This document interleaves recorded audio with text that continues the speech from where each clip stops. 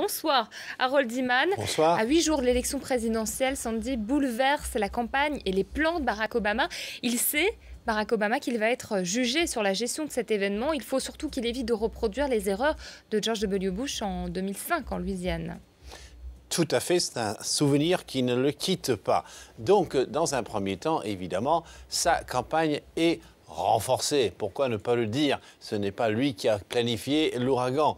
Il y a beaucoup de votes anticipés qui ont été déjà déposés, exprimés, et ça favorise généralement les démocrates. Donc ça, c'est une très bonne chose, puisque beaucoup de gens ne pourront peut-être pas voter à cause des perturbations et des transferts de population localement dû à cet ouragan. Ensuite, vous avez l'image du président aux commandes. Bon, ça, c'est toujours positif. Et il veut une bonne coordination entre le gouvernement fédéral et local. Mais allons plus loin. Pourquoi est-ce qu'il faut parler de George Bush? Parce que Obama fait mieux que Bush.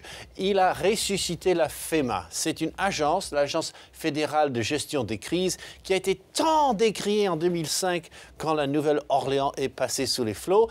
Et là, à cette époque-là, George Bush n'avait que du mal à dire de cette organisation. Et Obama l'a un petit peu remis sur les rails et donné sa vraie place au centre de tous les efforts de sauvetage et de gestion de la crise et des déplacés. Ce pourquoi il a été créé. Mais comme c'était fédéral, les républicains n'avaient que du mal à dire de cet organisme. Là, vous voyez le président assis à côté du directeur de l'organisme il y a quelques jours à peine. Alors voilà pour Barack Obama. De son côté, je vous l'ai dit, Mitt Romney a annulé ses déplacements. Mais qu'est-ce qu'il peut faire d'autre, le candidat républicain? Rien du tout.